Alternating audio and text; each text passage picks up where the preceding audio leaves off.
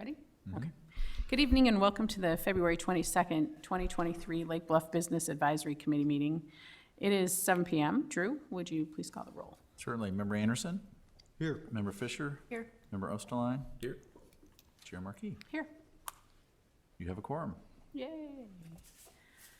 Next on the agenda, we have the consideration of the minutes of the February 23rd, 2022 regular meeting. Can we get a motion to approve the meeting minutes? So moved. Second? A second? Second. Second. Yeah. Did anyone have any changes or any comments? They were long. It's a long meeting. No? No. No? Okay. Hearing none, this is roll call. Oh, no, voice vote's fine. Voice vote. All in favor? Aye. All right, motion carries. At this point in the meeting, the chair and the committee allocate 15 minutes for those individuals who would like the opportunity to address the committee on any matters not listed on the agenda. Each person addressing the committee is asked to limit their comments to a maximum of 5 minutes. There's no one here in the room. Is there anyone online? No, ma'am. No? Anybody? No? Okay, great. Item number 4, the committee sets the order of the meeting. The chair and the committee will entertain requests from anyone present on the order of business to be conducted during the board meeting. We only have 2 things that we're really discussing tonight. If we feel like switching those, speak now. But I think we're good unless anyone. Oh, All good. okay, great. Okay, so item number 5 is the discussion regarding a proposal to evaluate redevelopment opportunities in the Waukegan Road Business Park and the land in the immediate vicinity of the Illinois Route 41 and 176 interchange. The village completed a study of the industrial and commercial corridor business district in 2000, which resulted in certain comprehensive land use plan amendments. More recently, the village studied the Waukegan Road Corridor, 2011, which yielded several zoning code amendments to help keep tenancy strong and aid in parking lot expansions. Given the current retail climate, limited at best, and the planned interchange improvements, the village solicited a proposal from SB Friedman Development Advisors to evaluate redevelopment opportunities in the Waukegan Road Corridor and the properties in close proximity to the Illinois Routes 41, 176 interchange.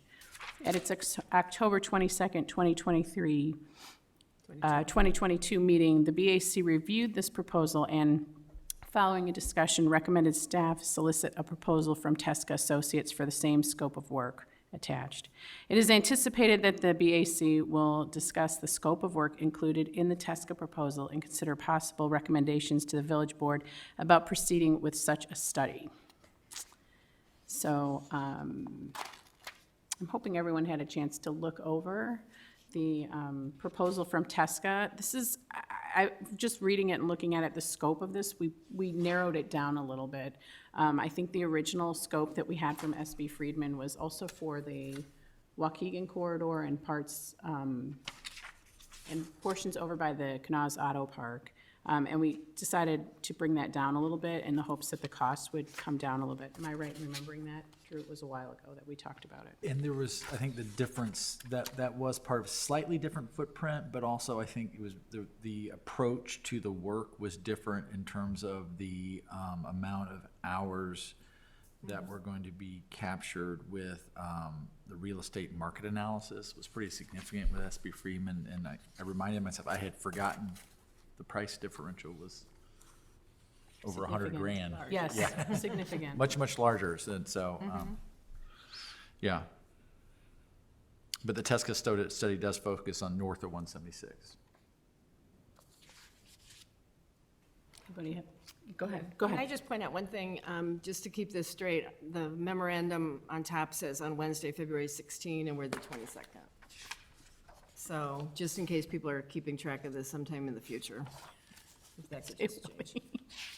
I had some problems with dates on this memo, did I not? Got the year right.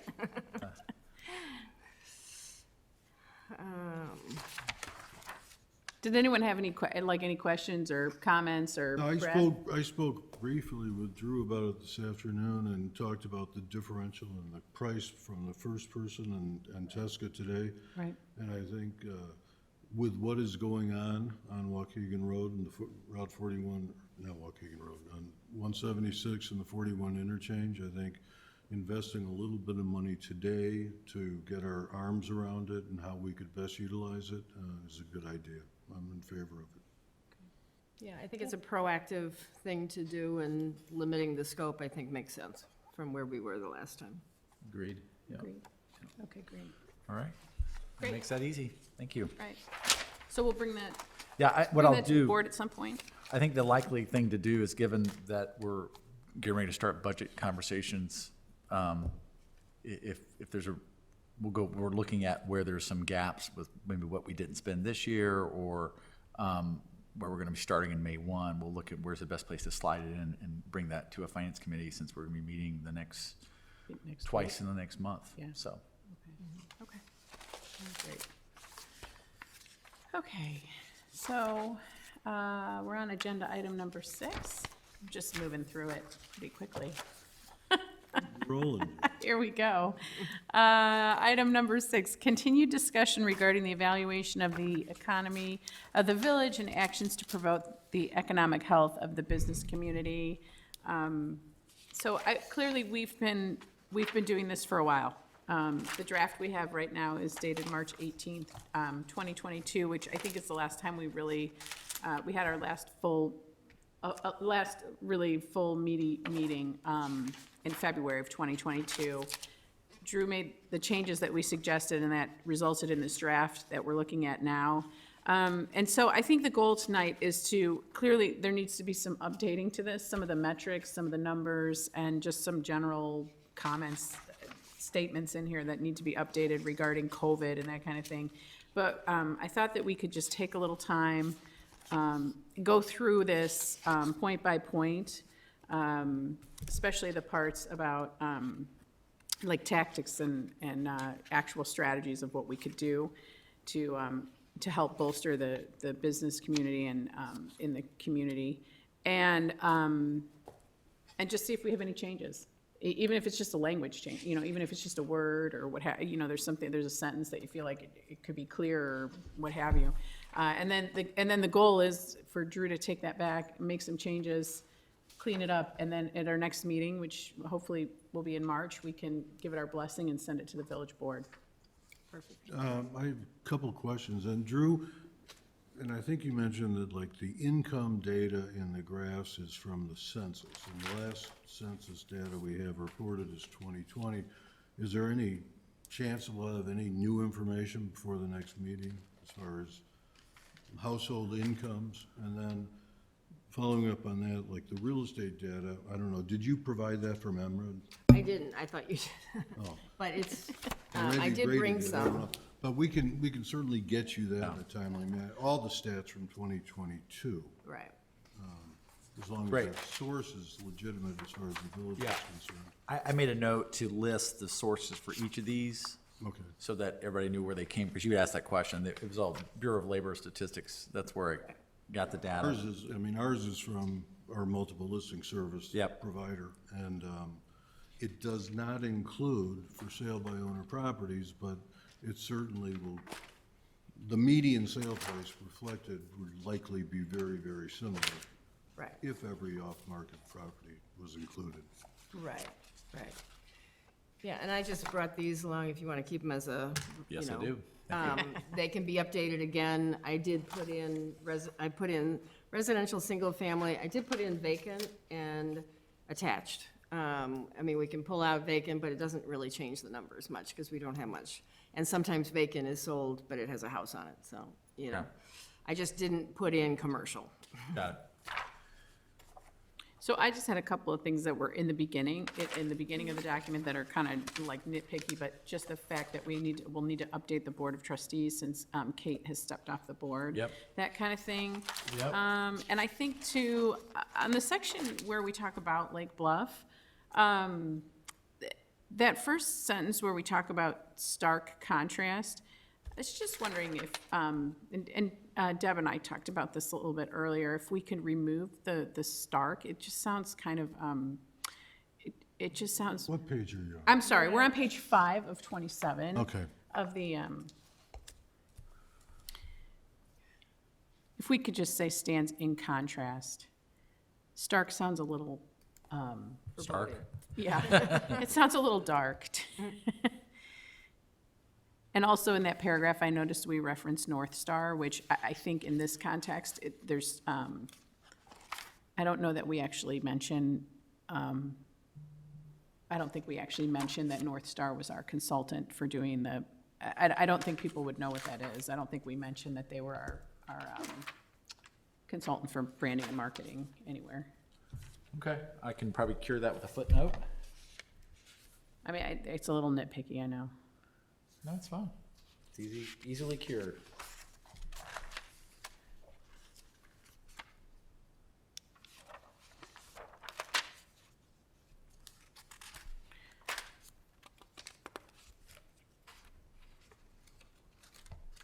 So, when we're looking at the SWOT analysis, did anyone have anything that they wanted to? And I've been through this before with different organizations, and I know it's oftentimes considered standard practice, but I don't think I personally don't think it's appropriate to list something as both a strength and a weakness, unless there's some explanation for that, because I think it's confusing to someone that didn't take part in the conversation. The example I would point to is that the analysis speaks to Chicago being in close proximity and a plus of being close to Lake Bluff, and then in the weaknesses, it's the distance, commuting distance and poor train service to Chicago that is a negative. And I think that's a mixed messaging that will confuse people. There are a couple other things too. I think we called out Lake Bluff's branding initiative as a huge plus, but in the weaknesses, it spoke to the fact that Lake Bluff is in the shadows in Lake Forest and not really well recognized. So I think it's either one way or the other. Well, I almost differ on that just because I think when people are coming here, they do like the proximity to, halfway between Milwaukee and Chicago for cultural things or something, but they resist the 60-minute train ride if they have to do it every morning or something. So I don't know. And I guess I've seen them used as both pluses and minuses. But I don't have it doesn't.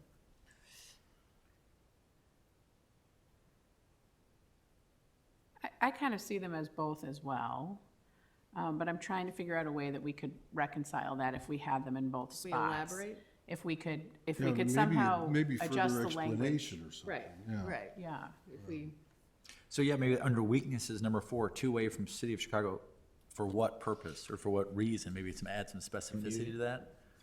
For 5-day-a-week For commuting? commuting? Which is changing now, there's Right, less and yeah. less of Right. that. so. Yeah.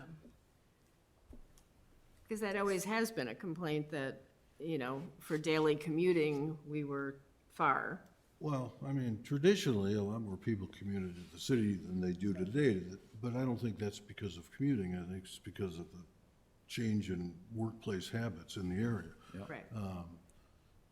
My father traveled on the train every day of his working career from Lake Bluff to Chicago. And a lot of people I know that do commute today get a lot of work done on the train, and it avoids the congestion of being on a highway. So I just don't know what it benefits to say that it's a huge negative in our analysis of Lake Bluff. So would you put Chicago as a strength then? Being close to, is saying where we are Absolutely. relative to Chicago as a strength? More of a strength That's than a true, I would agree that's I not mean, really I a think I negative. would agree with I that. think it's as more of well. a strength Okay. than it is a I don't- negative. Yeah, Okay. I would agree. I would agree with, yeah. and Okay. it's- I'm just wondering if there's a way we could, I just struck number 4. yeah. Keep it simple. And I think that's even more so, as you pointed out, Brad, in this ever-changing work requirements in terms of actually showing your face in the office. It's more of a moot point, right? Right. Yeah. Yeah. Do we talk anywhere under weaknesses about commuting? Because the chances are that when you're working here, you are commuting somewhere.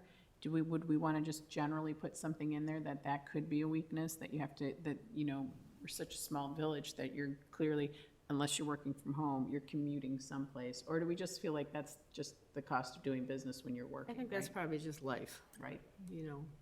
Yeah. Okay. 18 kind of talks about if you're relying on public transportation to do it, but nothing, it's not directly saying for public transportation for means to travel to work, but. Okay. Okay, I'm good then. Okay. I'm good with that. Were there any other of those, Brad, that you saw that you felt like were Those are the conflicting? two that stuck out in my mind when I read it. Well, I guess I don't understand number 27. Lack of visibility with residents from close-by communities, Lake Bluff, Navy base, Navy graduations, or Lake Forest. I don't know what that's referencing really. I think sometimes it was, when we've had the Chamber of Commerce events, we did those sip and strolls. People from Lake Forest, for instance, would come and say, oh, I've never been here before. You know, I've just never come point, here yeah. I was talking about, yeah. before. And then Navy base and Navy graduations, you know, do they recognize that there's a place right here that they can come and dine and whatever? So I think that's how it was coming up that last time we were talking. And that kind of speaks to what I mentioned earlier about the idea that our branding initiative is a key strength, but then we're saying as a weakness is even our next door neighbors don't know us very well. So again, I don't know how you can do it both ways. But in regards to number 27, Drew, do you think we could wordsmith that a little bit more and make it? But we could have a good brand, and it's just not getting there somehow. Getting to the people that it needs to get to. The marketing part. Well, I think the brand is great, Right, that's what, but it's talking about the branding initiative, and that would be the follow-through of right, delivering the brand. Marketing. Right. marketing part, yeah. Well, we I may mean, be, sorry. Go ahead. We may be delivering it to Chicago and not to Lake Forest. You know, I mean, we may be better targeting it to bicyclists and people who are moving here from Chicago or something, and we don't really remember that, hey, we've got neighbors in our backyard who are really easy to capture, but we aren't focusing the message that way. Maybe. And I think this kind of goes back then to, we have the brand, but what do we want to do with the marketing? Like, what's our goal with the marketing? And I think we actually talked about that, I don't know, a year and a half ago, about We had a really plan. what we wanted to do Yeah. with the marketing. Like, do we want to focus more on real estate? Do we want to focus more on bringing people in to dine? What is the goal with the marketing? So I'm not sure that we're there yet. I'm No, I not don't sure think that we we're. I mean, in figured that some of out the, yet. in some of the verbiage here, it talked about using your visiting guests to be brand ambassadors. And I don't really know how that works. But it did make me think, you know, a lot of people, I guess you get them here, have those little car tags, Lake Bluff car tags. I think we ought to be mailing one of those to every household with a car sticker in town. Because, you know, people do see that when people are traveling from here to Vernon Hills or surrounding areas. idea. And why not get the message out from the real ambassadors that live here, rather than someone that might be So visiting? like car magnets? Yeah. Yeah, well, there's little stickers there on the, Yeah, we have them, we give them away all the time. I don't have But he's one. saying a direct mail Mail 'em. to No one ever gave everybody. me one. I didn't know where, you know, but I think we should do you just, get one of I think with the Oh, it should village become- sticker, Yeah, that's a good idea. the car tag that everyone Send it has with to it. buy, you give them a little Village of Lake Bluff. Yeah, that'd be a cheap way to. So I think from what we're doing right here, we're saying we want to do some more marketing. I think that's another conversation, right? What we want to do with the marketing, but we can certainly, I feel like marketing could be a strength as long as we figure out how we want to do it. Should be a Yeah. goal anyway. A goal, yeah. Yeah.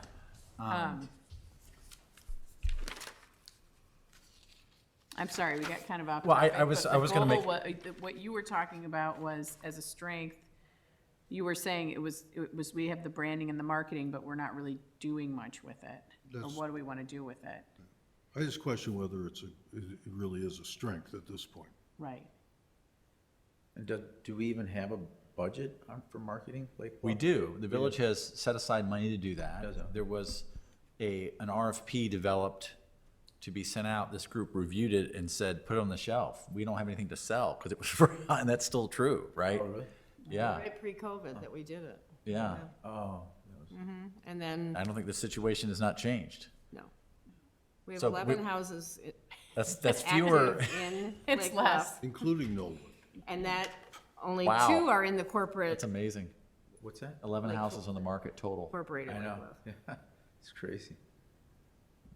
Yeah, so it was a well, with plan. there's a standing, just like there's a farmers market committee, there's a marketing committee. Yeah, Deb's on it, and it's been put to use as needed. You know, call them up, hey, we need some projects, and that, they came up with that RFP. That's where, and they've been dormant since.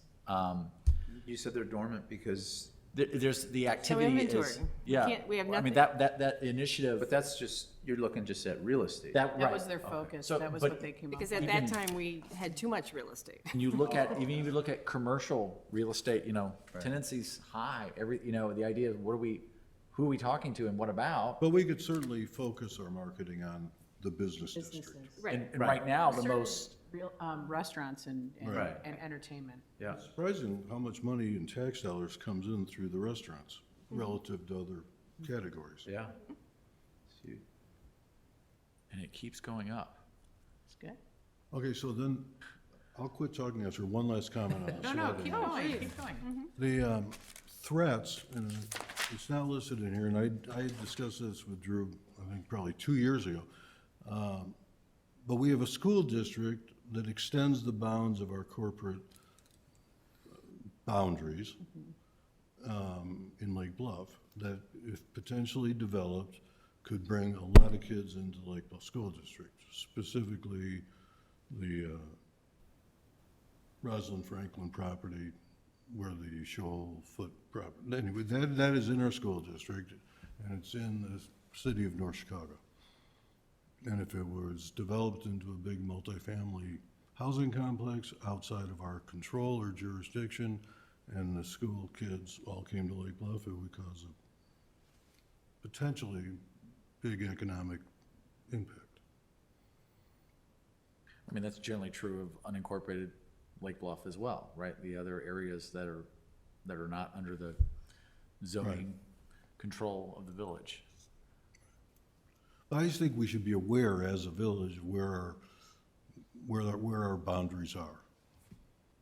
I'm wondering if we can list that something like school district boundaries, extend beyond, Lake Bluff village boundaries or something like that. I'm trying to think of a good way to word it, to let, to share that kind of information. Well, I'm writing village / schools / park district, Right. service areas That's the word I was don't match. Yeah, even the library. And I think you mentioned that there's some kind of intergovernmental agreements between With North Chicago and the parties, village, yes. but I don't know what. I mean, just think it's we a should be 20-year aware. agreement. It's got a little bit of life left to it, but it's subject to conversations, right? Right.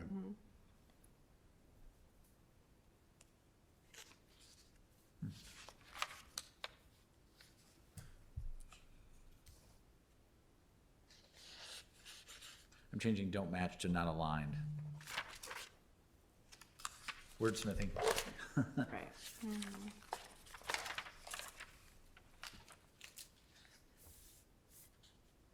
Any other comments on the SWOT analysis? I should note Gary has been on the call, participating electronically since 7:05. Hi, Gary.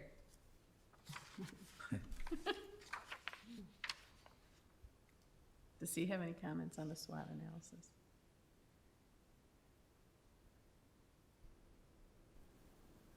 Mr. Lawrence? I'm here.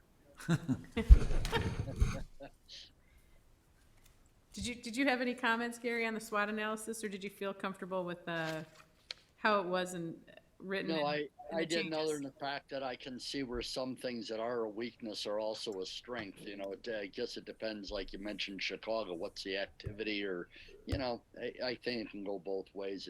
I think if it's there in both sections, it makes you think about, well, why is it a weakness or why is it a strength? So, I mean, there weren't that many that overcrossed both of them. So, no, I think it's fine. Okay, thank you.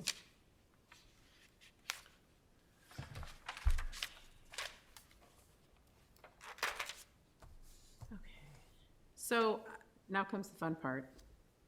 I'm on page 15, and I thought we'd just kind of start and go through the recommended strategies, the tactics, and the tools to promote economic health of the business community. And so we've got, how many are in here? 16 different line items that we pulled together as a group that we thought were the most important things to kind of look at and move forward with. And I just thought we'd go through it.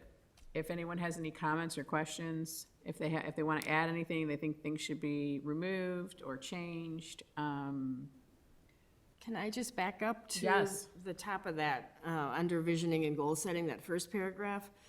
What if on that second bullet, we cultivate connections, stewardship, philanthropy? You know, add in philanthropy and informed optimism across blah, blah, blah. Because I didn't see another place to kind of put philanthropy in there, and I think that's something we want to cultivate, because with private-public partnerships becoming more prevalent and more necessary, maybe we just call it out. Well, I agree with you. Unfortunately, I'm quoting the strategic plan. That's a document that was created. Well, that was a little while ago. Right, it's 6 years. There's plans to do a new one in the coming 12 months, part of the next budget. Okay. So I will certainly note that. But in fact, Can we add it here, even though or are you only, I think you're this is quoting the quote- strategic yeah, plan, I'm from the sorry. strate- Okay, yeah. I missed that top line. We do mention it in the next section there, Key key partners, partners, yeah, the last item. philanthropic. Right, okay, yeah. got it. But that's a good thing to note. I think we're gonna start doing a new strategic plan, I would imagine, in the next year. Yeah, that's right. And and the good news, philanthropic activities are happening, Yeah, right? So, and critical, I think. right. They're happening a lot more in other communities, though. So I think it's an area of great opportunity. Absolutely. Agreed.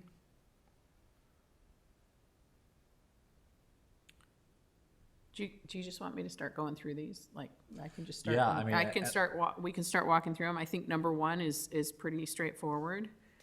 Demonstrate consistent commitment, support for long-term economic development, Lake Bluff. Number two, the same thing.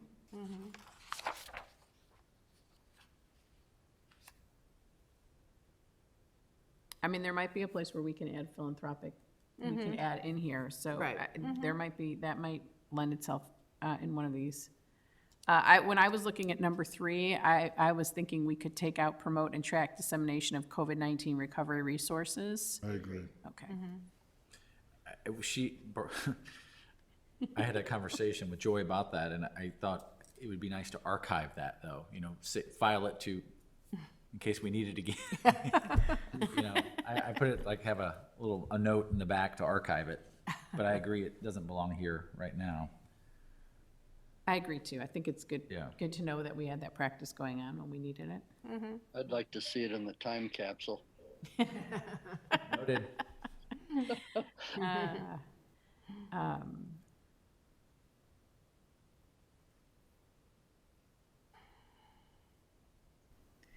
So, under number four, I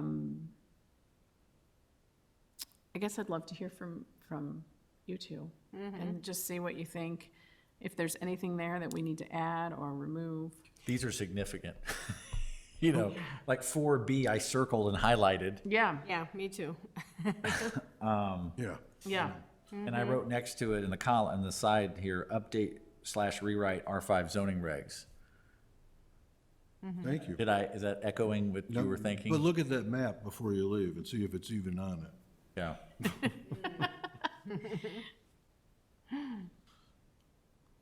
I guess I just wasn't quite, remind me what we meant with A1 under 4.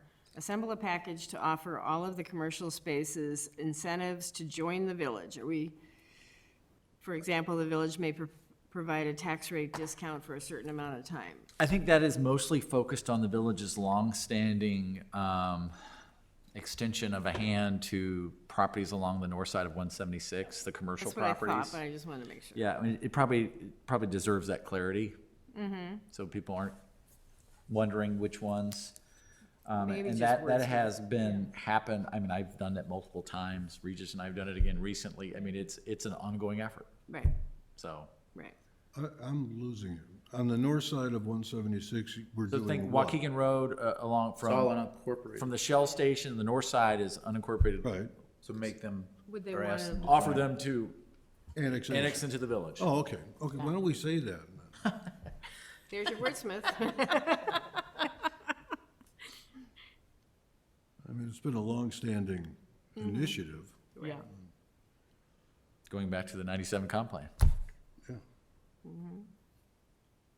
And I feel like It's not that's very just- fruitful. I feel like think that's just we one of should those say things you that just we're, keep- we're you just keep interested in working at it. annexing the property, Yeah. the business properties Doing it. along the north side of 176. Yeah. Because I didn't even know that that's what this was speaking Well, about. I was thinking it was, but I wasn't sure.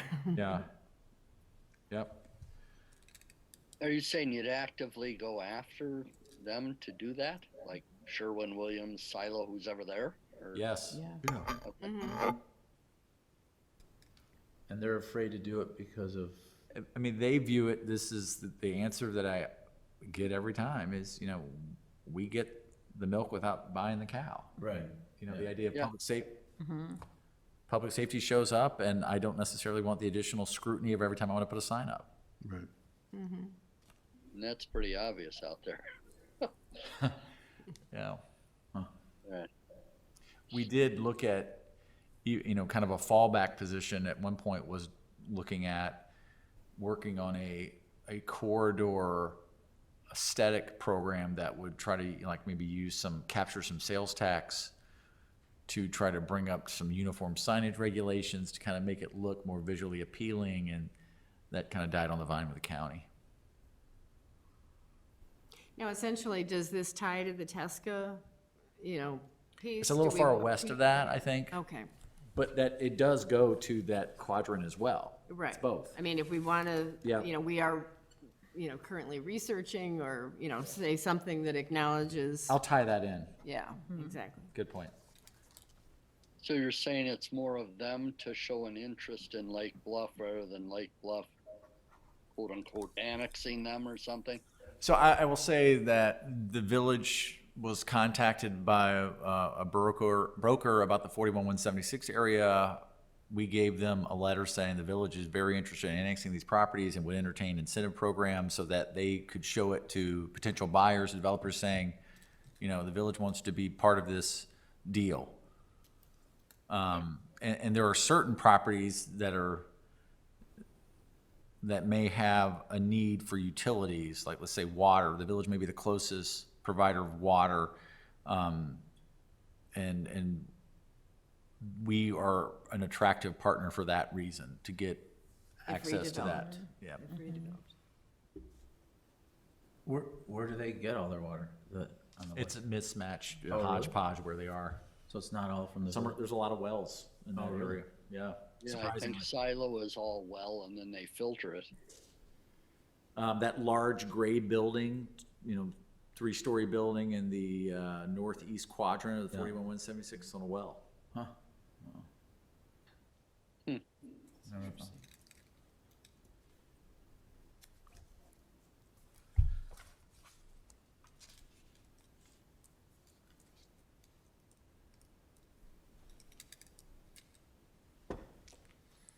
So for point C, are we talking about the business advisory group would be working with consultants, government assessors, real estate professionals? That point C. where we're looking at each and every village-owned property to create and develop a path for multiple uses. Yeah, there's some language just to clean up in there. I'm just trying to understand who's actually doing that, who's actually Right. gonna do that. It has been, over time, the village has issued RFPs, the village has worked with consultants, it's been situational. Okay.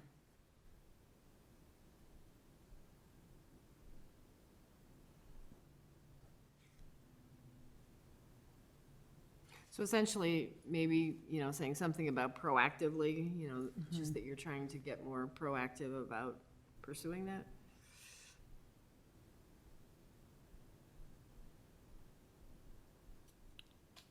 Do you think we can clarify that? Just, to me, that's so open-ended, it's hard to figure out like who would actually start that. Yeah, Who would I actually would do say like that? that may be something in terms of the who, it would start with the village board and prioritizing. Right.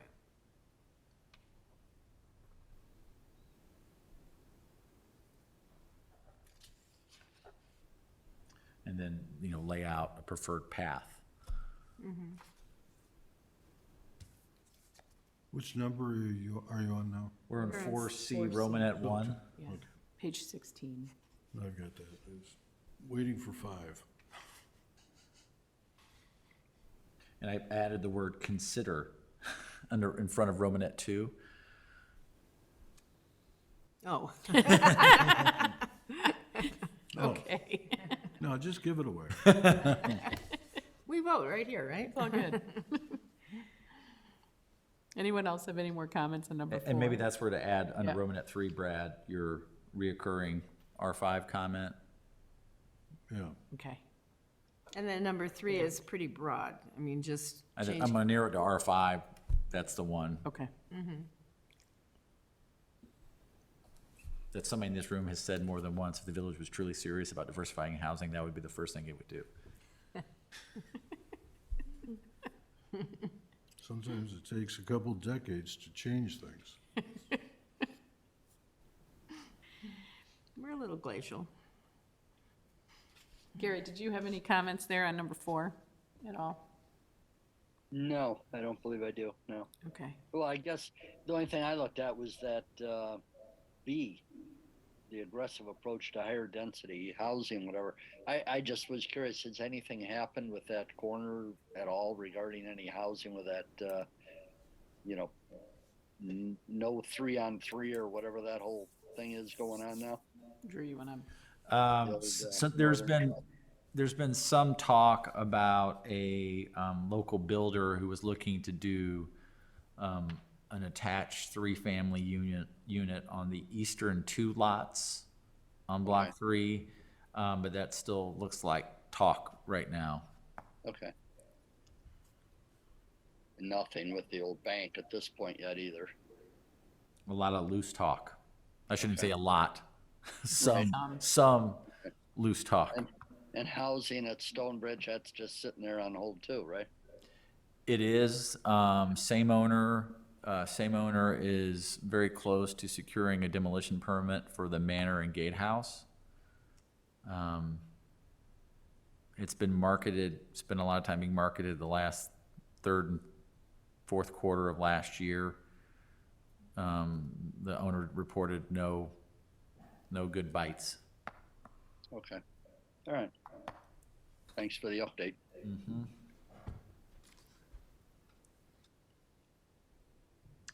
5B, I had something. Okay. Any business at a special variance would be allowed to transfer to the next business, i.e. digital, I think this I is think that John was DeRoz. John, Yeah, yeah. and I think what this really is consider, the village might consider allowing transferal of special zoning relief. So for example, where Innovasi is, there's a special use permit that's actually not held by the restaurateur, but by the property owner. So if they can have multiple restaurants come in under that, and they don't have to go back and secure additional, and that's something I know that Rob Douglas has done with his business and sought to secure the special zoning relief so as to control that and have some edge to have transference as an option. So I I would like tell that. you, like I will the tell wording you, of that. village attorneys will say, don't do that. But that's something that could be more business friendly for sure.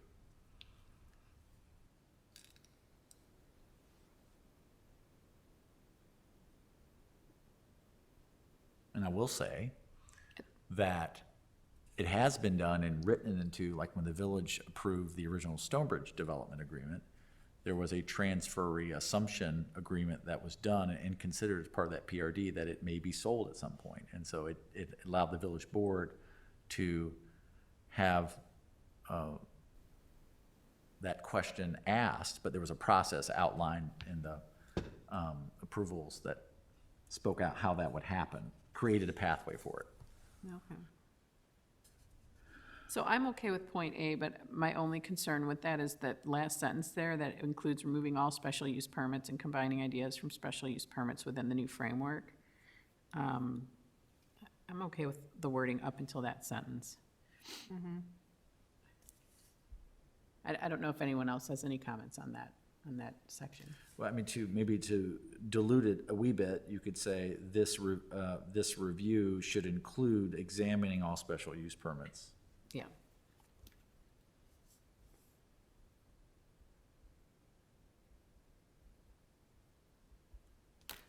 So for example, with special use permits, I think this happened with the brewery. Didn't they have to get a special use permit when they reconfigured the seating to allow for more indoor seating? And that was a result of the special use permit. Is that right? That is correct. And that goes back to when it was first approved. Right. There was not many breweries, right? And the idea that the village did it in strict compliance. No, so my only Yeah. question is, so now they have that special use permit and they have new ownerships. Does the new ownership then have to reapply for that same use that was there when they bought it? No, that the liquor license, yes, that had to get reapplied for. There's a certain threshold that drove that when the membership or the ownership changed, that had to get updated. Okay. But the use continues. The use continues. Okay. Was the permit for the building then? It's more for the I building than think, for the business? I don't remember exactly, but part of me thinks that the owner got, the second time around, asked for the permit for that. So I think that was in the owner's hands as opposed to the tenant's. I don't remember, that could be wrong, but I think that did happen for the brewery as well. Okay. I don't recall, Yeah. it makes sense to me that if someone gets a special use permit for something like a seating number, that should carry forward to the next person without having to go all through the Right, process. agreed, right. Yeah, and that's, the village has made some changes to its zoning code to specifically like dealing with parking, right? You do any, a change, even though it's still a restaurant, or maybe you switch the square footage, if you move it over here, it doesn't change anything, so let's not make them go back and reanalyze, because the village's code would say any change in occupancy, ownership of a space would trigger Right. reanalysis of the parking, and it's like, well, it's not like they're creating any new spaces, right? The area is the area, so it seemed to be somewhat of a asked and answered question, and it's like, look, unless there's something unique going on here, let's not keep pushing that. It seems to be a little anti-business. Okay. Plus, we did just streamline more on the hours. You know, which More I think- expansive. more standard, because they were all over the place too. Right. With different closing dates and Right. times. Was because they were established at all different times, right? So Right. let's, yeah. Right. Okay, so are we comfortable moving on from number 5, or do we want to wordsmith? Keep moving. Keep moving. All right, number 6. This actually ties into the marketing plan. Solicit professional firms to develop a multi-pronged marketing plan that includes resident input solicitation component. I feel like that's good to keep in. And I feel like the discussion around that was, we talked about the marketing plan with the real estate, but we didn't talk about how it impact, like the actual, how we would market our businesses and our restaurants and what have you. Right. So there was some thought, I'm thinking back to like a year now. which again, for all of us, I think is kind of a challenge. But I feel like there was a discussion of, we want the marketing to be a little more encompassing than just the real estate. Absolutely, I yeah. feel like that was, am I right in thinking that, Drew? I feel like that Well, was that yeah, and conversation. I think there's a couple different campaigns that are being talked about right now. One is the farmer's market wants to have, elevate their marketing program. Historic preservation, the Choose Lake Bluff program, that's getting, this new incentives are getting worked through. I think once that's done, that's gonna be, triggering more marketing opportunities. There is some money in the draft budget to follow through on those things, so. But we shouldn't be doing all those as silos. Like, we should be trying to have one comprehensive marketing plan that works for the whole village. I mean, they might be historic preservation might be over here doing their thing, and farmers market might be over here doing their thing, but we want that all under the same umbrella, so when we're branding and marketing, everything kind of flows together. So Don't we? I mean, consistency, right? I mean, yeah. consistency to So the brand. that's, yes, is the answer to that. Yeah. So like a big umbrella with silos underneath, but everything's sort of under the branding. Everything starts with the branding. And then right. moves forward from there. Right. Okay, Specific campaigns coming from the branding program. okay. And the good news is that, I think we were looking back at that, again, it's like, that original branding campaign, the village really did everything that the consultant recommended. Is attendance at the farmer's market down? No. No, it's crazy I- high. It surprises me they want to do some branding, because I don't know if there's any more room for Let me be people. more specific. It's almost, let's get somebody there to really do the social media program, and it's more just awareness, and it's a little bit of keeping up with the Joneses. You look at farmers markets, that's pretty common. There's lots of really good Instagrammable moments at farmers markets, and so Also, it's a great way to, for instance, market to our neighbors. A lot of people get to Lake Bluff through the farmer's market Oh, from yeah, Lake I mean, I Forest. think it's a great event. It's So, wildly successful Yeah. from what I can see. right. well, it's the only suburban market that Chicago Magazine identified as one worth visiting. Really? Yeah. Wow. And some even in the area are closing, right? Isn't Glencoe? I think Glencoe just announced that they're not Yeah. gonna have their market anymore. So potentially we could be getting a lot of people coming in that are, Friday morning, depending on how they decide to I do market. remember hearing that they do want to try to encourage people to buy more there. Like people come out because of the social aspect of it, but I think the vendors need people buying is what I had heard that they were trying to encourage. So, I don't know how we do that. Oh, you're supposed to buy stuff too. You can't just go and have a nice time there. I feel like most of the vendors take, like Square, and they can all take credit card payments, because that would be an easy way to encourage more people to buy things, is if they were not just cash-based. That's a good idea. Yeah, yeah.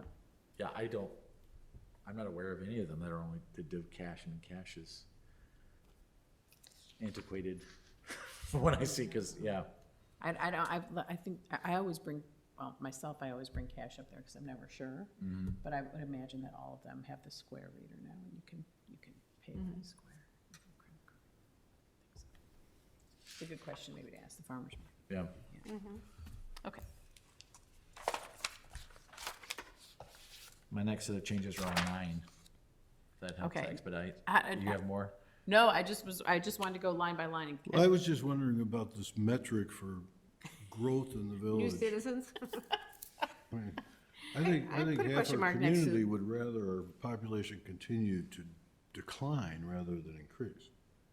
Well, that was members of this group's suggestion, so that's why it's here. No, I mean, I think it'd be great if we could figure out a way to bring more people in. I really do. But 1,000 new people might scare people if they see it in a report. Yeah. Yeah. And I think sometimes too, I feel like if we're putting measurable numbers next to these things, sometimes that creates a little bit of a challenge. I mean, most of all my work has been in the private sector, so I understand this kind of idea of like measuring these metrics. But I think sometimes when you're in the government realm, this gets a little fuzzy, it gets a little hard, because things just move at a different pace. Am I saying, Drew, am I, like, I know what I'm trying to say, I hope I'm saying it well, but things move at a little bit different pace. So I think I think this should be a goal, that we work towards this. But sometimes things are a little bit out of your control. I mean, I think we've seen with development, there's a lot more at play than just saying we need to bring 5 new businesses in this year. Like, there's so many more pieces to that puzzle than just putting that number out there. No arguments, and where we're gonna put them, right? You know, it's like, so it's, you know, one thing it doesn't acknowledge is that, you know, you maintain businesses, right? Things aren't closing, right? The village has a lot of long-standing merchants, and restaurateurs. So, the idea of longevity says something about a community as well. I think one thing that I might like to see is that when there's open space somewhere that needs to be filled, that the board or this group here has a little more of an understanding of what footprints of real estate are open, because they might have some ideas of what we could try to bring in. So rather than just waiting for someone to come to us and say, oh, now I'd like to put something in that building, I'm thinking about the storage thing. Well, I will tell you, yeah, so there's always, what does the zoning allow, right? And then what will the market support? And I think we're fortunate to have a subject matter expert here with us to talk about how it works in his building. Because one thing I've always been amazed with Ron and his buildings is the idea that they always seem to have a list of tenants waiting to get in there. So that as soon as they have somebody move out, he's like, oh, this is what's happening. I'm like, oh, great. You know, so, and I don't know if that's because you're a great landlord or because, The most challenging aspect now is office space, because that's changed. We have a office that's been vacant for a while. But apartments, obviously, really easy, and then retail, since there's not that much first floor retail, and people want it. Yeah, I generally have people, you know, waiting to find a vacancy. right, yeah, creating, yeah, so, yeah. You know, some of the communities around here do have a section on their website that say, you Here's know, what's available.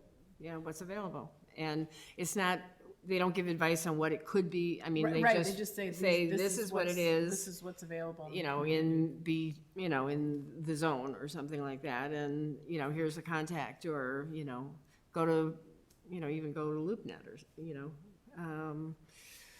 But I think it's good if it can be kept up, you know. Yeah, That's the piece that we just have to make sure somehow there's a mechanism to keep it current. And we just might not have the bandwidth for that. I've been in communities that have tried to do it and had a person dedicated to economic development, and it's not easy to keep it up to date and keep it useful. I mean, Chicago's commercial real estate market, its reliance is uniquely reliant on brokers to handle, and that's, I think, a good thing for us, and that there's professionals that are out, you know, doing that, shaking the stick in the bushes, trying to find people all the time.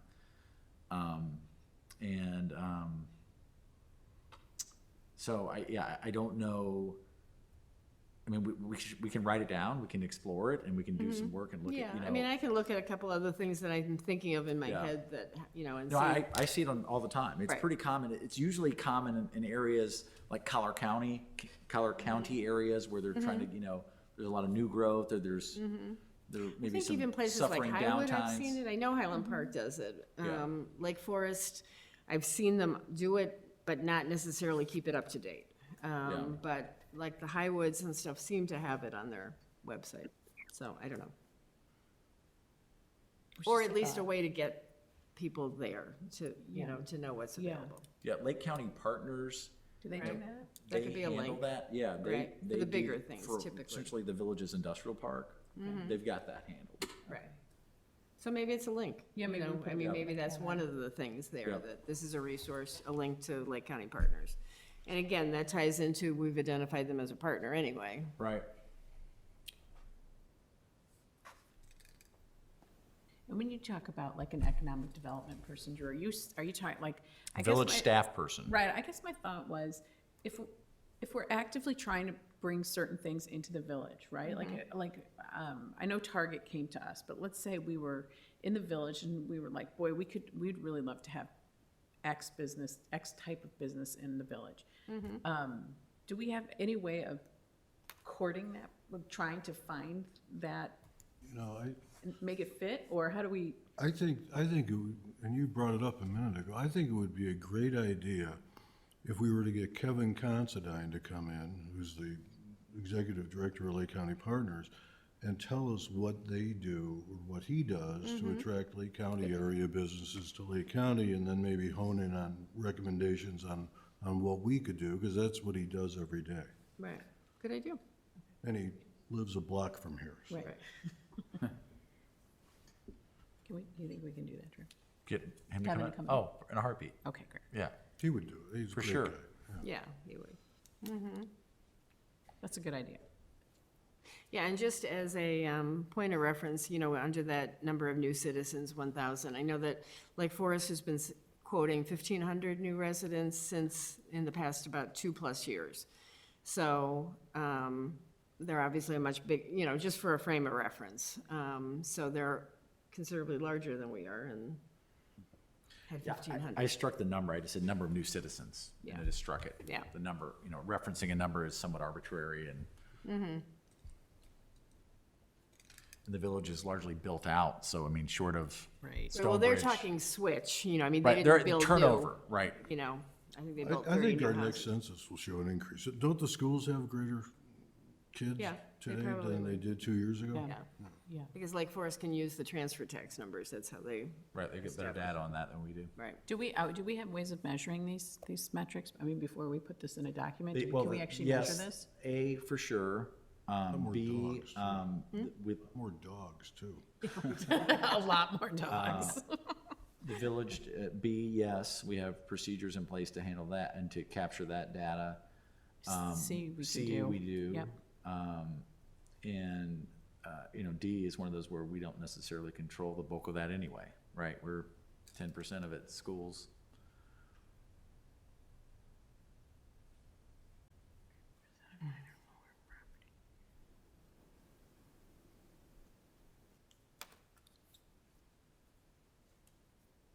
Okay.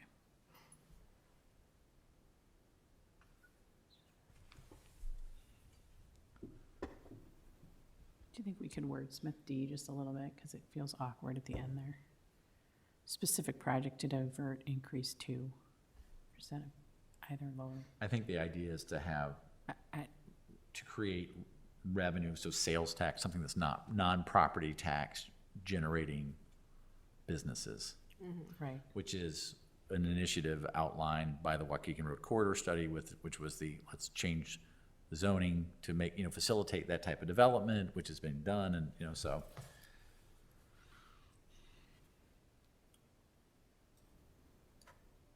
So yes, I can wordsmith that. Okay, thanks. Is it now allowed anywhere in the business park to open a retail establishment?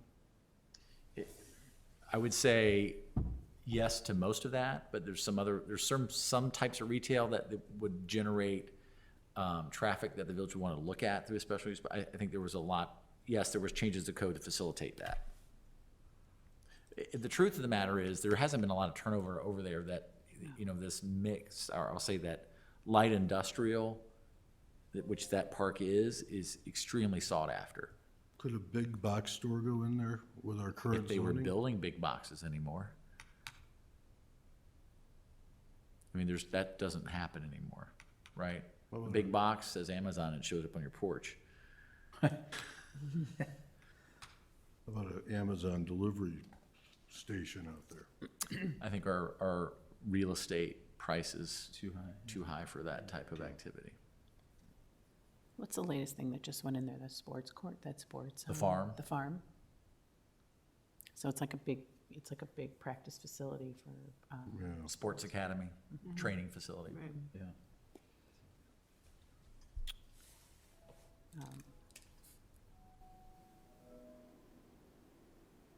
okay, so I had nothing for number 8. I don't know if anyone had any comments on number 8. I know Drew has comments for number 9. What is a compact 3-story structure? Is that just shorter, is that 8-foot ceilings per floor, or? I'm just I don't remember what compact three-story structure meant. You know, I think the person that suggested that is not here. I think this is probably addressed in the previous section, for B as in boy, taking more aggressive to higher density housing. I think it may be a little redundant. Okay. So if there is no concerns, you can just strike that one.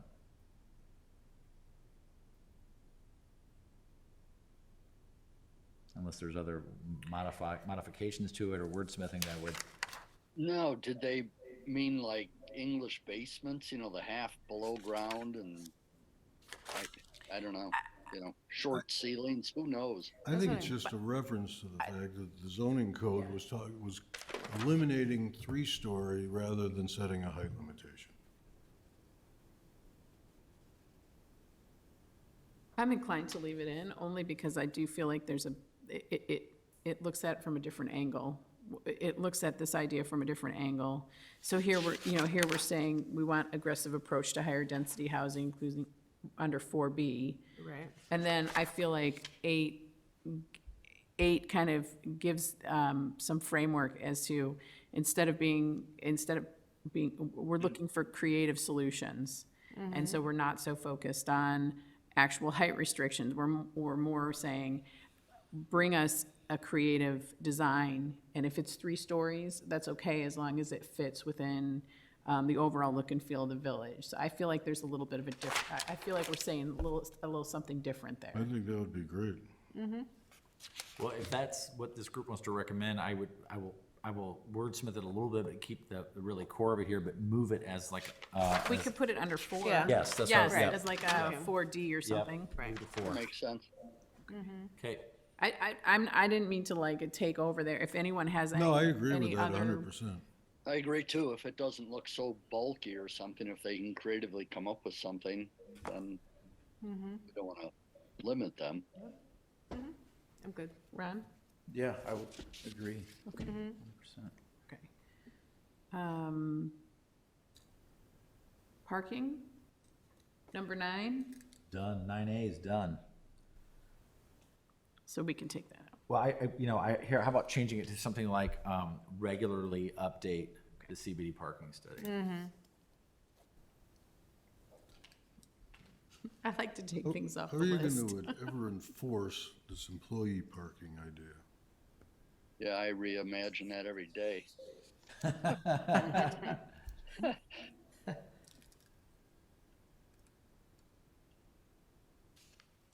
Yeah, I don't know how you, I circled that and wrote eliminate question mark. I don't know how you do it. I mean, it's not illegal, right? It's not the best business tactic, but it's not illegal. I mean, an hour, well, I don't know.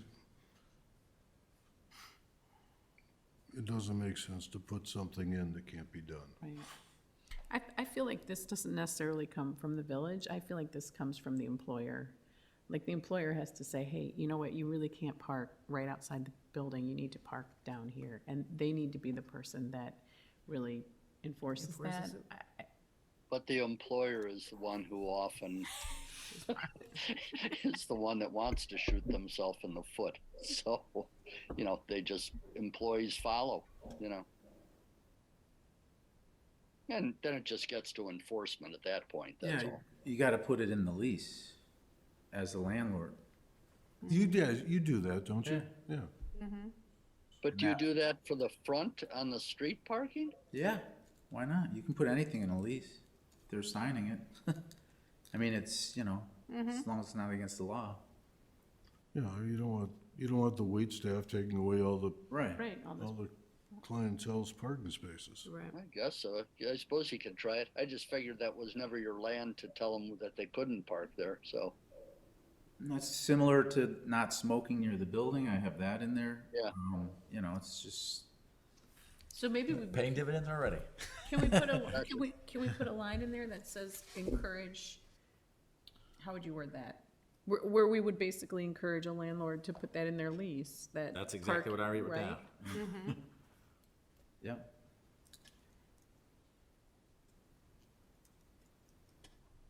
Okay. Does it work? Yeah. Yeah, sure. Sounds good. And for the next one, under C, I wrote, provide signage at Metro Lot to indicate employee parking areas. This is something, you may have seen, the village is testing some different signs. At the big blue P sign at the train station saying, hey, this is free from 10 a.m. on, and there's new directional signs at the corner by the post office. I don't know if you've seen those little Maybe I directional. noticed them. They're really small by design. Too small. But anyway, the ABRs, we're working through some signage, but it's up.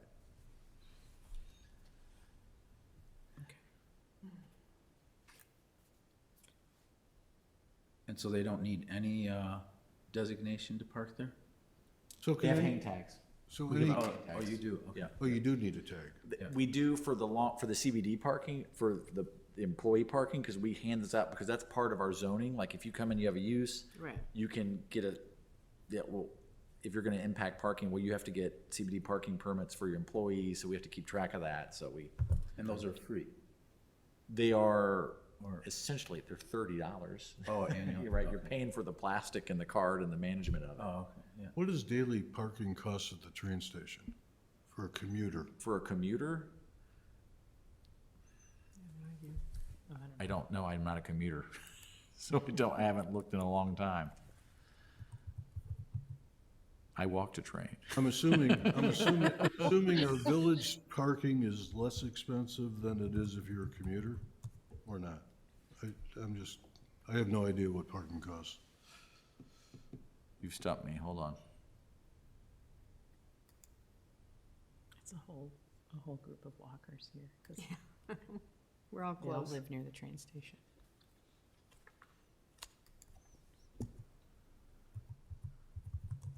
I'll find it and report it. Why don't we move, you want to move on to number 10, and we'll go back to Yeah. that once you found it? Okay, so number 10, zoning requiring for Stonebridge.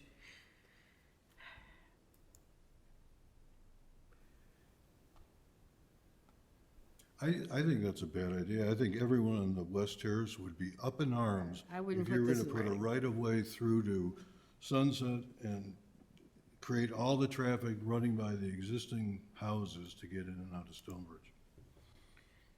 I think the plan originally had a fire safety gated Back door. access, which makes sense for emergency vehicle use, but I don't think anyone wants their front yard, which is really a very private street now, to be inundated with new traffic. So I feel like. $3. $3 a day? But weekends free. Weekends is free. So it's $3 to commute, It's And what $3 does to it pay cost? at the Metro Lot. and what does it Yeah. cost to pay, to park in the village CBD spaces? It's free. In the village, it's free after 10 a.m. Free. After 10 a.m. Because Metric captures most of its riders by then. And I didn't, Okay. oh, are It's you free. talking in the You're train talking in station? the train station lots, what we're Are you talking about, right? Station lot, Yes, right. Okay. yeah, And then the hang tag for employees, that's $30. That's annual, correct? correct. And who's qualified to get a to get our lots? Anyone that works in town? Yes, Anyone that lives in town? no, No. So you have to be an employee in the business district? yes. Okay. Yeah, it says annual daytime metro, It used- $360, so, yeah. In 2008, when I came here, it was $300. And guess what? Nobody was doing it. And now that's 30, a lot more people are doing it, but not everybody, right? Does the employee pay for that, or does the employer usually buy the tags and, or I does it think it depend? varies from business to business. It's business to business. And we have been, as long as you have the minimum required for your zoning, if you're working a shift or somebody that doesn't only works Mondays and they want to share them, we're okay with that. You know, we just don't want you to park in the downtown. Right. Okay. So I guess I have questions just about all of number 10. Is this, Yeah, I don't know why we're pointing out one, right, I mean, this is so far from being discussed by the right board that I don't know that putting a recommendation of number 10 in this makes sense. this is all, would be all addressed as part of a PRD I was or a gonna s- development plan review, Right. This feels like PCZBA to me, rather than us. most certainly. I'm trying to remember why we put that in there, like what the conversation was. I don't remember. I don't either. I don't either. I think Can we take it out? Do we feel comfortable taking it out? I think you're I'm safe fine with doing so. Okay. Yeah, delete. I don't see any sense in calling out one subdivision in town and not, Right. I think it's just gonna create a headache. Well, and I feel like we did talk about that at length in those joint PCZBA and Village Board. I think there was discussion about connectivity. and Right, I just connecting don't know that neighborhood. it belongs in Right, here. right. Yeah. So it's not like it's a topic that hasn't popped up here and there. Right, right. Okay, number 11, establish an arts and cultural.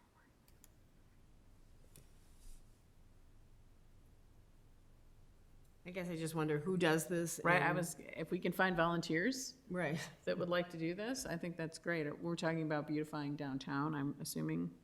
You know, I think if I was in a perfect world, I would look to partners to do this. Right. Like, and I think the chamber has done that to a certain degree. well, like Artists on the Bluff, and Yep. we're involved still with Gordon Community Center, right? Or the- Yeah, that's another partner, right? Yeah, Right. so maybe we just alliterate some of the, right. Yeah, we did partner a lot during the first year of COVID with that Lake Bluff Strong with Gordon. Yep. Well, and I feel like we partnered with 125, right? When we did the dogs on the bluff, that kind of thing. And the Lake Bluff is so amazing for whatever reason. We have some bizarre things fall in our lap that actually create buzz but like last year, we had a group of alpine horn enthusiasts. And they wanted a place to play and said, can we reserve the village green? I said, Alpine Horn? like Ricola commercial, you know, like Oh, jeez. like that. And they and they came in like at a 5 o'clock at a Friday people were like at the brewery. It was like a nice day. We're like, what is going on over there? And they were playing music, and everybody like, this is bizarre but fun. They're coming back this year. Really? Oh, good. That's fun. Fabulous. It's great. Love that. Yeah, Bagpipers on Thursdays. yeah. Yeah. Horns aplenty.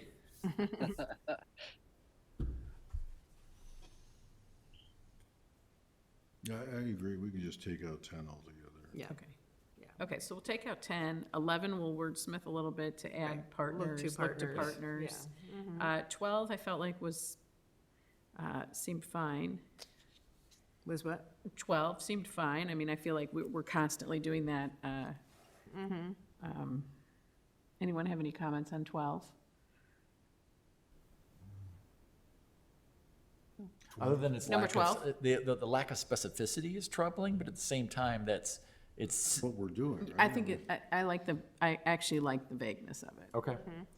myself, but Yeah, You know. that's fine. Indifferent really on that. I don't really, okay. I mean, you're talking about 12?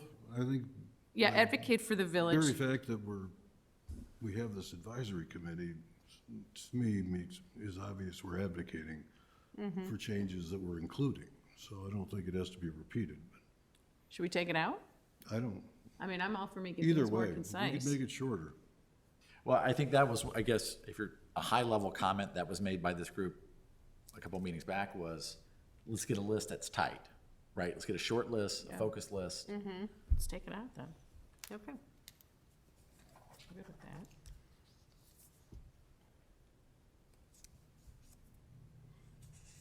Do we have a big issue in number 13 with people not having access to internet?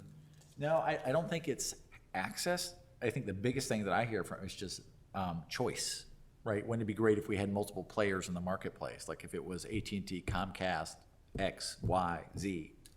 We don't Or even already have a think- bunch? Or even go bigger like they do in Nashville, With doing a fiber network, where the town, wired, yeah. where they own it. Chattanooga's, yeah, Yeah, or Chattanooga, yeah, that's the big one. yeah. The village actually owns. The city, Yeah, the city owns it, and it's a profit center for the city. like 20 years ago, Chattanooga made an investment and said, we're gonna make Chattanooga we're gonna put in infrastructure so that we're more competitive to attract business, because it's kind of a hard to get to place. And COVID came in, and that was like the perfect storm for them. And there's more and more of those starting to happen. Yeah. Yeah, I don't know if we're too small for something like that. it's really hard at our scale. Yeah, that's right. It is. But, yeah. I mean, it's great to do if you're like Kane County and you're building new subdivisions, like this is our standard, right? This is what we're gonna put in, we're pulling conduit everywhere we go, and, Right. but when you're built out and you started in 1905 or so, you know, it's a little harder. Well, is that something that is doable or reasonable? Or I think exploring that is there, because the opportunities, you never know, right? The idea of what And with, technology could change right, enough. yeah, I think it's you worth just leaving- don't I think know. it's worth leaving in there. Wirelessly. You just don't know, right? There's there's a typo in that sentence. I got it. Yeah, yeah, Ben. And then just a typo in the community if we leave it. yeah. Oh, yeah, that comma. Just have to make better use of all those balloons overhead. Isn't that? Line of sight. North Illinois Balloon Brigade, aren't they just I up the saw street that. from us?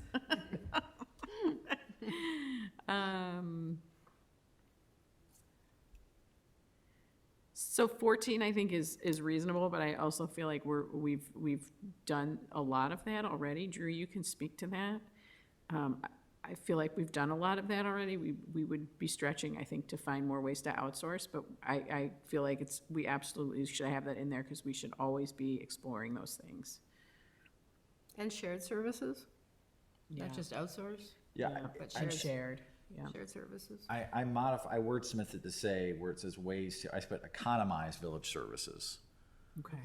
At the same time, I don't know if this belongs in this particular report. It happens, it's part of the strategic plan. I mean, it's in other documents. I don't know if it belongs in this document. Take it out. Yeah, take it out. Okay. You okay taking that out? Yep. Ron, you okay? Yep. 15, any comments? I'd love to see it painted. That's an ugly viaduct. Wouldn't it be And I'd love to nice? see a sign there too, and if it's doable and not hard to do, you know, I'd like some input on the sign design from someone. Maybe would we tell- have enough dogs in town already, but, you know, so something up there would be great. Well, I think number 8 will get more legs when and if the village comes up with a deep tunnel project. The idea of having, you know, spending money on that intersection to have some, you know, beautification only to get, you know, Well, we don't need it tomorrow, but no, right, yeah, it's part of the plan, yeah. And I feel like we had talked about that a year ago, and we didn't have the money in the budget. Right, because we would go to Metra or IDOT to get a permit to paint that viaduct Union Pacific bridge. Railroad. Right, so we could get the permit and do it on our own, but I think the cost was like 60 grand or something. That's what the, And we Yeah. we really hadn't budgeted for that. and I think the general idea was, well, let's wait till we do something at the viaduct before we call more attention to that intersection. Okay. So on 15, that B as part of it, Yeah, removal of invasive species. yeah. I remember we talked too about from Green Bay Road on 176 to or through the viaduct, whatever. There are some issues, I think, there with where ComEd and some of the AT&T trucks or whatever pull off to the right, some gravel areas on the south side. On the north side, there are a number of homes that there's a curb, I think, in some of the areas, and then there is no curb in some of the areas. The bushes are kind of encroaching on the sidewalk. There are a few homes that left all their grass grow up high. It looks kind of unkept. You know, it's not all really the same. I didn't know if anything, you know, on a lower budget level could be done by Public Works through that area or whatever. I don't know. Yeah, we were talking about hitting, if you're going on the north side of the street, working east to west, right there by the Montessori school. Yeah. We almost hit that last year and ran out of winter. That's on the list to get done. But I think, the village has been focusing, most of its buckthorn removal along Sheridan Road. Like we took a little more out on the west side. We're still chipping away there.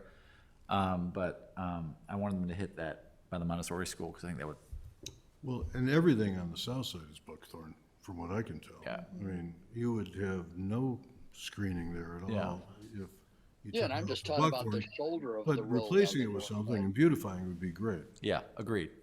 Yeah. And actually along Sheridan Road, and I think it's a safety thing as well, but now that the bike path is much more visible, Yeah. I think it probably feels a lot safer for people walking or riding, and it also gives you a better view, I think, driving down Sheridan Road. Yeah.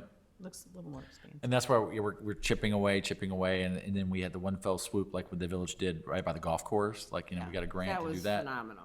Yeah, and so that's beautification by chainsaw, right? That's something we're gonna keep doing. And Gary, too, I think that when you're talking about the north side of 176 there, right before you approach the viaduct, so between Green Bay and the viaduct, that north side Right. where the neighborhood is. So Yeah. I think, I live back in there, I think the neighbors up there on 176 kind of manage that area near the roadway, so it kind of depends on what the neighbor wants to do, whether or not they want to let it grow or not. And I think the village does a good job trying to work with them to make sure that it's safe, like that people can pull out of that neighborhood and see, what have you. But Right. that's kind of more on the homeowner, honestly. Is that considered their parkway there? It's state property. No, I know, But but my parkway is village property and I'm the one that maintains it. Yes, If I don't that's their parkway. If I don't maintain it, then the village has the right to come in and mow it. and Yes. Presumably bill me, Bill right? you. No, we wouldn't bill you. You As a can't bill you. nuisance? It's not your property. Oh, So we have no enforcement if people don't take care of it, other than to cut it ourselves. That's right. Oh, I just meant that, there are certain parts that are gravel, some have a curb, some have grass, some don't have grass, some, I don't know. It just, I thought it could be quote unquote beautified better. I don't know. Yeah, I mean, that's IDOT infrastructure, in the village. I mean, we, from time to time, step up and do some maintenance on our own because we know it won't get Gotcha. done otherwise, but like to extend the curb down the road, and that gets more difficult. Honestly, I'm not aware, and Jeff Hansen to be the guy to, I don't know if some of the plans for the improvements along to the viaduct area is related to the deep tunnel project. Would it include new curb in that area? I don't think so, but it's always possible. I just don't think so. Yeah. Well, we could clean up the parkway, though. Yes. Yeah. Yeah. Okay. And then the reason those trucks park there on the south side is because it's their property, essentially, right? It Where would that wide be, gravel apron is, yeah. it would not, I'd have to look, and actually, I kind of think that's IDOT property, that they may have an easement. I Okay. think it's access. I think it's Yeah. just because Yeah. they can pull over and park Right, there, like it's a right. place, that's safe where they can pull Right. off and park. Right. But do- Okay. So would we want to add another bullet point in there, Drew? Kind of speaking to what Gary's saying with that stretch, knowing that hopefully the deep tunnel project will be happening at some point, and just having it kind of on our radar that we would like to do some improvements along there if we're doing the deep tunnel project? Should we add that? Yeah, I'm writing, trying to think of a way Yeah, to write consider that. improvements when, Beautification. I don't know.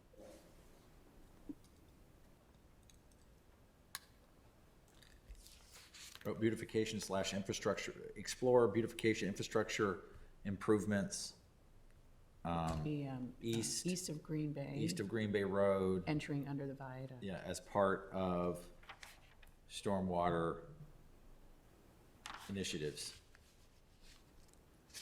It is kind sounds of the good, moment yeah. that you start coming into Lake Bluff. Drew. Yep. That's a good Yeah. idea.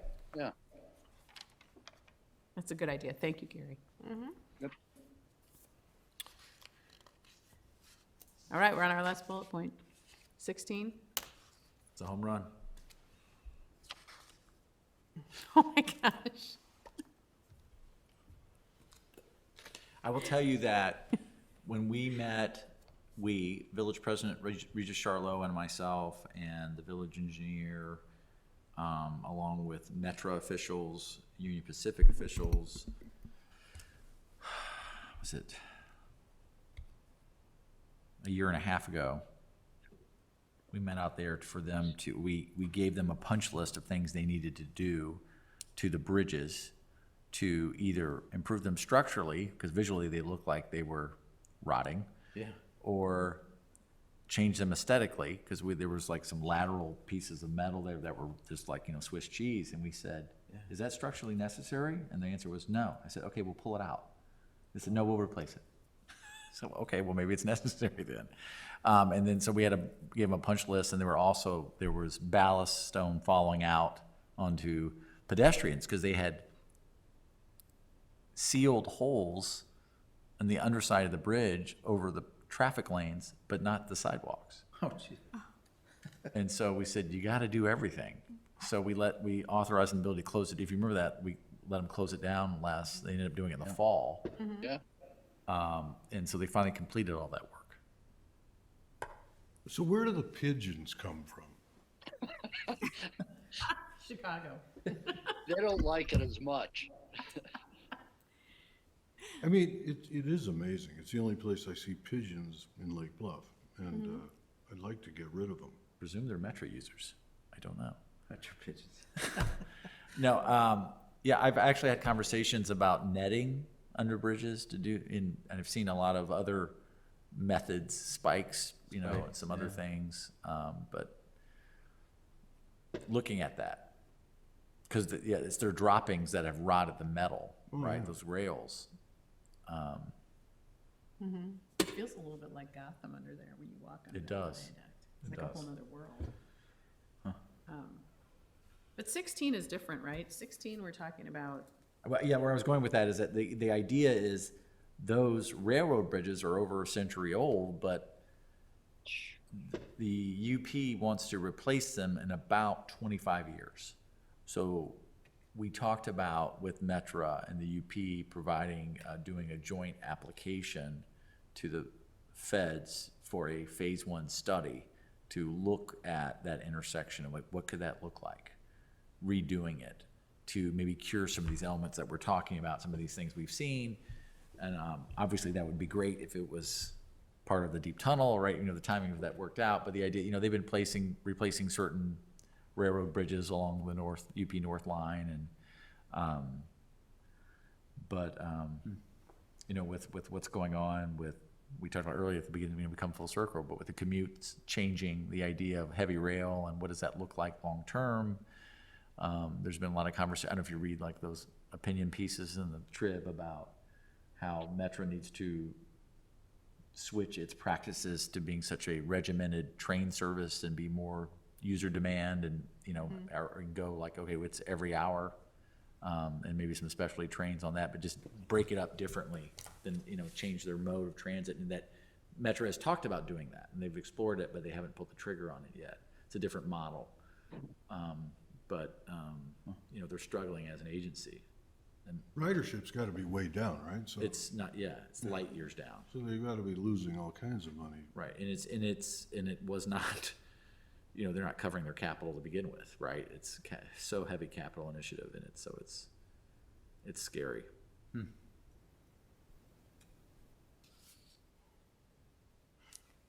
But you're right, this is different than what, right? right, this is, Yeah, number 16 was over I at, think that's by where you're 41. coming into Lake Bluff, where all the traffic gets congested when there's just a east of freight Target train. and, Yeah. that train. Yeah, track. this is the one that Jeff was talking about, the Right. idea of like, can you figure Doing that a out? tunnel or up above. I've actually heard from business owners in the community that talk about that. Like, boy, wouldn't it be nice if there was a overpass or It would be great. there could be an underpass, right? Well, in the 1997 plan, that unfortunately I was part of not many years ago, we talked about a pedestrian walkaway from Bath and Tennis Club over Sheridan Road, so kids had direct access to the school and parks. And it was kind of a wish list thing, you know, we wrote it in there thinking it may never happen, but it's something we'd like to see. So I don't think it hurts with something like that, especially because it's such a huge safety issue in case of a fire or emergency, that we have a wish list, that we have some way to provide uninterrupted access across the railroad, whether it's above or below. Right. I'm totally comfortable leaving it in. I just didn't know if we wanted to Yeah, no, it's in there. change the wording in any way. No, I think it's good. Hey, Drew. Yes, sir. You know how sometimes I believe, you know, lights are tied in with, I don't know what they have, sensors underground or whatever for left turn lanes and all that. Or, you know, they have, you know, the state looks at length of time lights are green or red. And as that backs up, if there is a train, the other day I was out there, I had to go out and pick up a prescription at Walgreens. I came back and was like, oh no, there's a train. And I sat there through 4 lights after the train went by to get through the lights. And I thought to myself, you know, if this light was a little bit green, a little bit longer after the train went through, then it would probably clear the traffic in no time. But instead of just, you know, 3-4 cars go through, 3 or 4 cars, you know, finally they made it through. But I didn't know if that was anything that the state ever looks at or could look at or something, you know, that deals with that train ever or not. And I don't. you were eastbound, Gary? I was, yeah. Yeah, they do look at it. I mean, we from time to time, we say, you know, that pops up. We say you need to re-examine the timing on that to, so if you're seeing that longer waits, I know people have complained, you know, after 2 o'clock westbound is very difficult. Yeah, I just wondered if it's ever Yeah. tied into like a railway situation. I mean, obviously, if the railroad's going down, the light is red. It knows that, obviously. Yeah. But I'm just wondering if it stays green longer after the train goes through, you know, to kind of clear that out, you know. I don't know. Yeah, It's just I'll talk to our village engineer about reaching out to the traffic bureau at IDOT to say when's the last time they looked at that and looked at counts. While you're doing that, Yes. talking Thanks. IDOT, and I've talked about this before, but on the corner of 176 and Green Bay, the first house on the corner of Garfield and 176, it's been for sale 3 or 4 times since I've talked about this. If the village were to buy that property, there'd be room to have a dedicated right turn lane at the intersection, so when people are going out to go to Central School, the Park District, everything else, and everything's backed up there, they'd be able to turn right and clear the intersection much more quickly.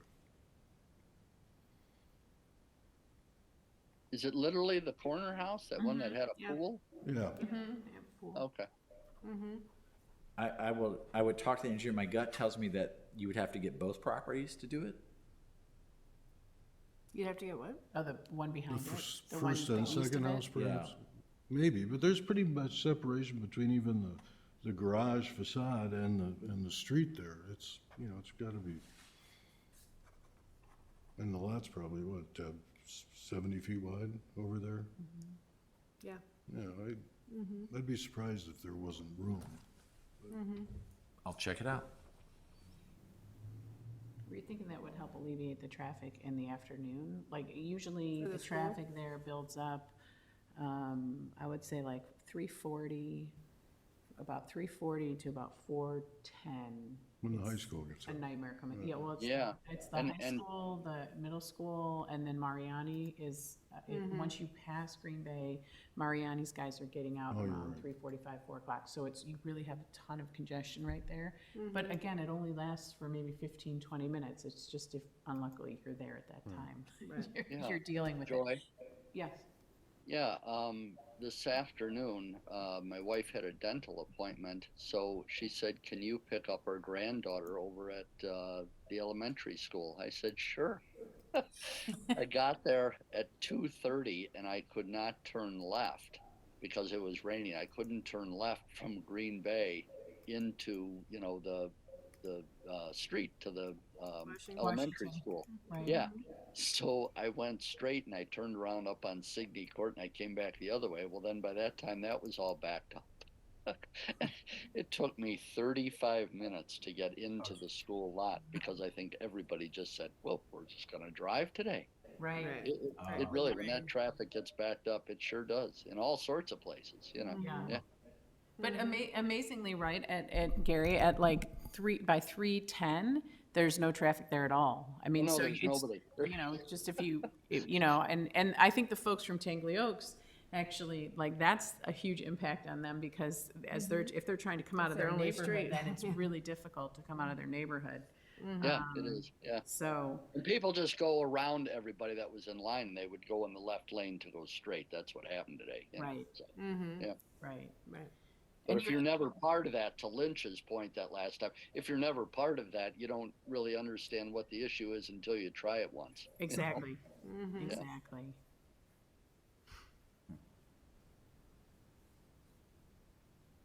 I don't know, Drew, if we want to add a bullet point in on 16 and put a couple things underneath that makes sense, like like periodically studying the traffic light timing, or do we want to be that specific? What do you guys think? Or just congestion in general, you mean, because it may affect businesses and how they operate. And, you know, I know Jeff said that one day. He says, I don't even want to go near the downtown then. I won't, you know. And he can't be the only one that feels that. So, you know. I think you can add, explore short and long-term solutions to alleviate traffic congestion, period. Yeah.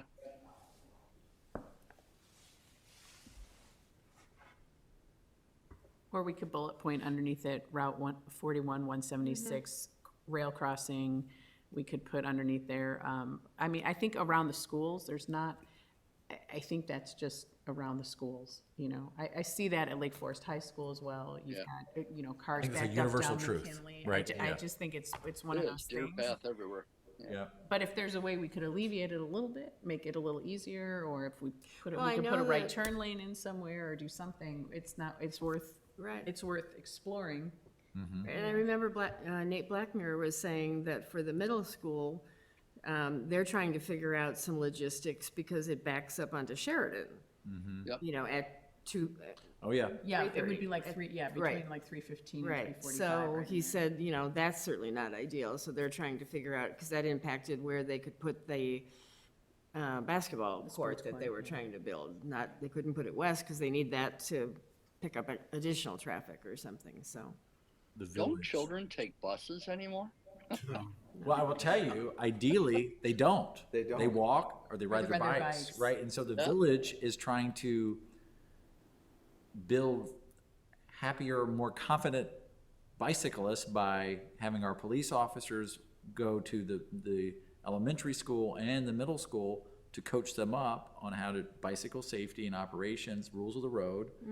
So as to try to, you know, procure that type of activity. At the Because middle school. at Good the idea. elementary school and middle school. So now we're gonna have a bunch of 7-year-olds on bikes when the traffic's bad?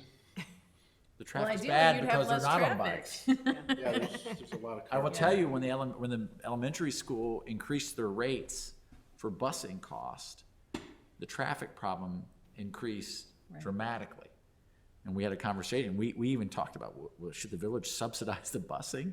Or do something, because all the You mean parents, because they wouldn't take the bus because it got more expensive? Right. yes. Okay. So they took the parents' car. So now you have that many more cars making the trip, and it created a bigger problem. I see a lot more cars than I see buses, though. Absolutely, yeah. So the idea of, can you please ride, and the village was doing safe routes to school, we would do like ride-along programs where, you know, adults would ride a group of students to school and, you know, try to create those habits. I know the middle school has a strong ridership. Yeah, well, that's a little easier to get to as well. But we have these paths, we have, you know, crossing guards, we have signals, we've got, you know, the infrastructure is really robust. And I don't know that I've ever seen a 7-year-old by themselves. They're either with an older sibling was or gonna they're say with the a moms are with- parent or yeah, something. moms But are you with- see on like the bikes. little ones, they're riding their bikes, but they're with somebody. I mean, it's not like it's just a 7-year-old out there, Right. riding his I agree. They're in clusters.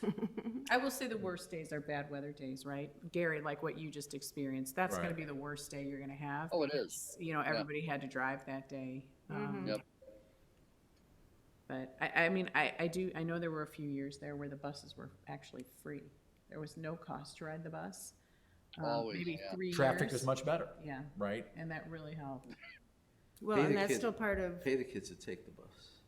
It'll Well, that's what the school should, make it easy. Make it easy or, Get you a know, dollar. reward them for bicycling, you know? Or bicycling. We'll yeah. give you a discount, or we'll do, you know. Yeah. It is. Like that.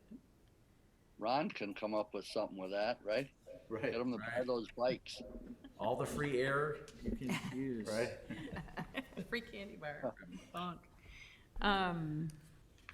So do we want to add any little pointers under 16, or do we feel like keeping it open-ended is better? I think I'm looking to all of you, like what you think. Should we just keep it open-ended for 16, or do we want to put some bullet points underneath there and say, these are the things we really want to look at?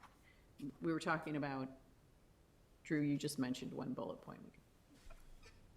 I don't, it doesn't matter to me how we word it. It's just a question if Yeah, we I want it think- to be a little more specific. well, I mean, I I like don't think there's a problem with saying Route 41 and 176 interchange around the schools, you know, And examine Might as well. issues and possible solutions. yeah. Perfect. We've already identified them, so, Yeah. just as bullets. Okay, Love the efficiency of this meeting. anything else? Yeah, the only thing, Drew, again, for your packet, I wasn't clear, you had one chart in there that the units didn't seem to make sense. It's at the top one there. The closed units, we've sold more than 10 houses this year. Look at the north-south. Yeah. On the far I don't left. know. Yeah, thought so there I was- don't know where it thought there came was from, maybe but, hundreds, No, like over here. 100. Come over here. well, I'm talking about what the units are measured at on the left-hand side. They're What measured page, in, man? It's page, should have a number on the bottom probably, but no, it's not here. I think it's, it's the chart that 26, has, 27? yeah. Oh, okay, got it. yeah. Yeah, it's one of those charts that the units are on the left-hand Yeah. side are I think just, it's this section here. Are those hundreds? Like 100, 150, 200?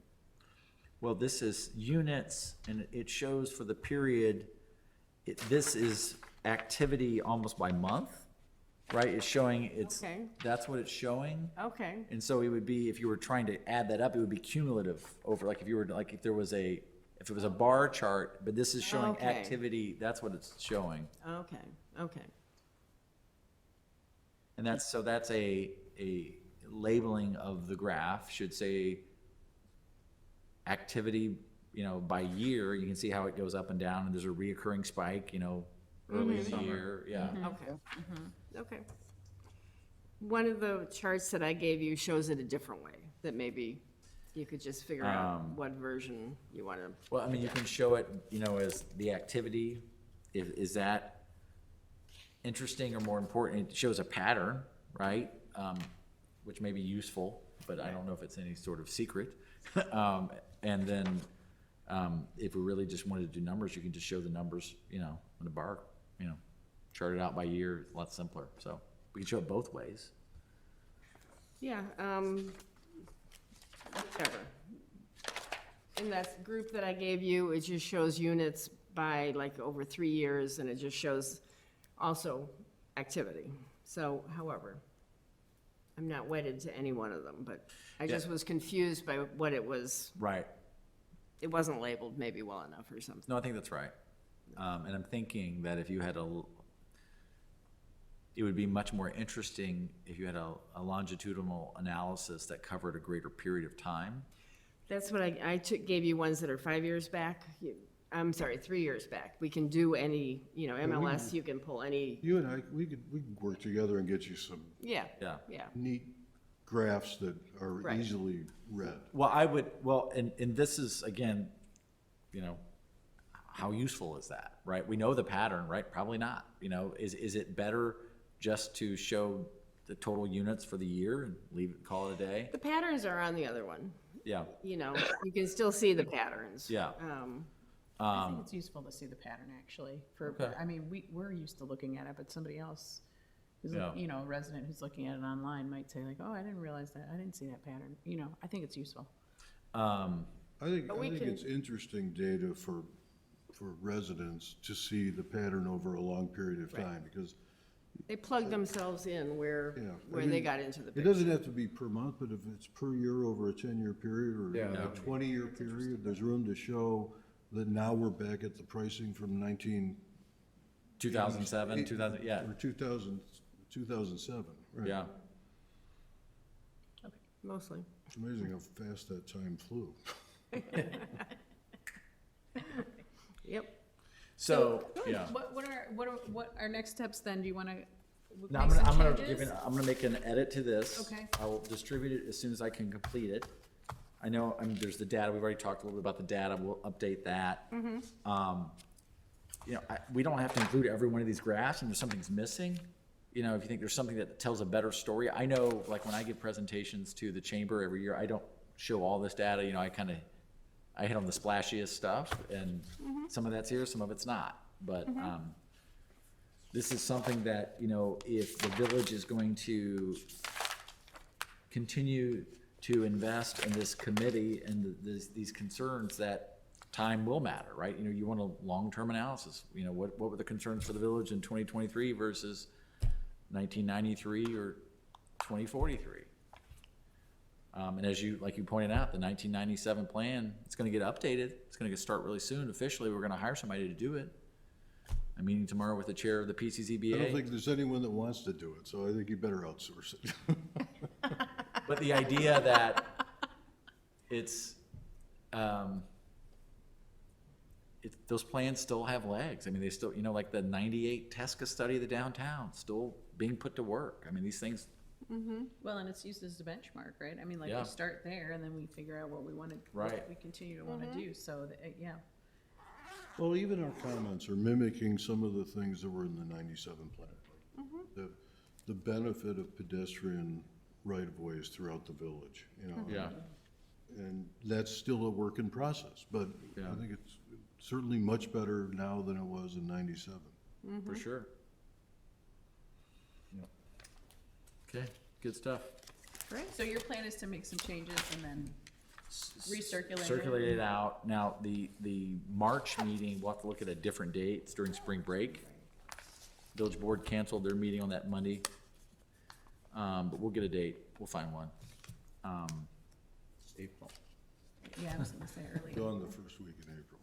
We'll find a date. Yeah. But, I think it'd be good to get this to the finish line and thank you for your direction and support for the Tesca study. I think that'll be beneficial. You want me to go back to the agenda, finish it up? Yes, please. Let's do that. Okay, agenda item number 7, village administrators report. I have no report. Number 8 is the chair's report. I do not have a report either. Any committee members, reports, anything? No? No? All right, we're ready to adjourn, So moved. Second. and we're adjourned. Very good. For All the- those in favor? All those in favor, sorry. Aye. Aye. Thank you. 8:51. Thank you. Thank you, everyone. Good night, everyone. Thank Thanks, you. Gary. There, Gary. Thank you.